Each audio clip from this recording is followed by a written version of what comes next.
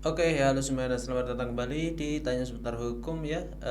Jika ingin konsultasi atau tanya seputar hukum berbagai masalah, Anda bisa chat nomor WhatsApp yang ada di deskripsi atau nomor WhatsApp yang ada di bio ya. Dan untuk kali ini kita akan membahas pertanyaan seperti biasa ya. Dan untuk kali ini pertanyaannya yaitu selamat malam, ini dari WA ya, jadi kita nggak perlu sebutkan namanya. Selamat malam Kak, maaf saya mau tanya.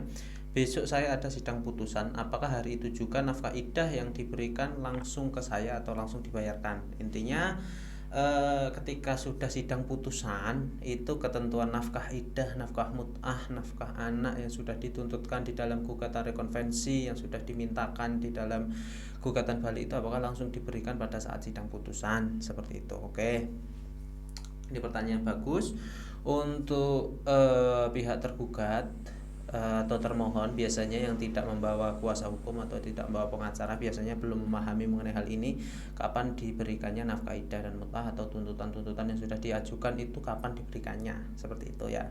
Oke, pada saat sidang putusan, yang namanya putusan setelah musyawarah majelis nanti putusan. Jadi majelis hakim itu ada tiga, untuk perkara seperti ini biasanya majelis hakim ada tiga. Setelah itu nanti akan ditentukan perkaranya, permohonan tersebut atau gugatan tersebut dikabulkan atau tidaknya ya, seperti itu ya. Nanti kenapa kok majelis hakim jumlahnya tiga? Agar nanti ada keputusan, karena jumlahnya misalnya 2 banding 1, maka yang menang maka yang dikabulkan, seperti itu.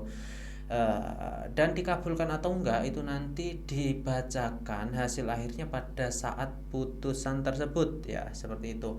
Untuk putusan itu hanya memutuskan perkara yang dimohonkan atau yang digugat saja, tidak boleh lebih dari permintaannya atau over petita, petitum, apa ya nama bahasa hukumnya, intinya seperti itu. Majelis hakim tidak boleh memberikan putusan melebihi dari tuntutannya atau dari petitum.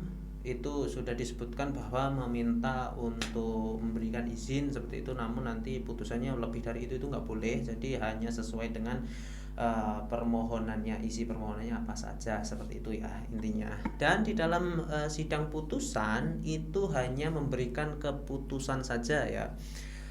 Putusannya dikabulkan atau enggak. Setelah itu kalau jika ada gugatan rekonvensi ya, nafkah idah, nafkah mut'ah, nafkah penghidupan anak itu nanti diputuskan pada saat itu. Misalnya harus memberikan nafkah penghidupan anak 1 juta setiap bulan, nafkah idah dan mut'ahnya 10 juta, dan untuk pembayarannya tidak diberikan pada waktu putusan. Untuk pembayarannya ya, pembayaran nafkah idah, mut'ah dan lain sebagainya itu diberikan pada saat nanti ikrar talak, pada saat pembacaan ikrar ya, karena memberi kesempatan kepada pemohon untuk mengumpulkan uang. Misalnya jika misalnya tidak memiliki uang harus dikumpulkan terlebih dahulu, memberikan pemohon untuk berpikir lebih dahulu terhadap putusan tersebut, apakah ada banding atau enggak dan lain sebagainya, seperti itu. Jadi mengenai pembayarannya itu sebelum ikrar dilaksanakan. Dan biasanya dalam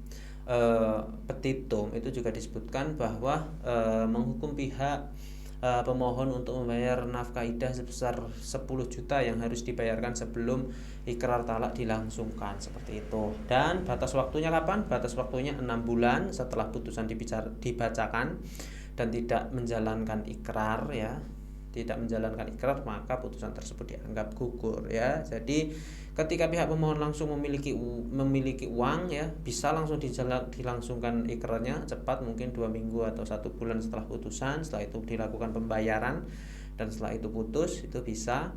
Namun intinya pada saat sidang putusan itu hanya memberikan keputusan dari hal-hal yang dimintakan oleh pemohon, seperti itu intinya. Saya pikir itu cukup ya, seperti biasa. Semoga bermanfaat dan terima kasih. Assalamualaikum warahmatullahi wabarakatuh.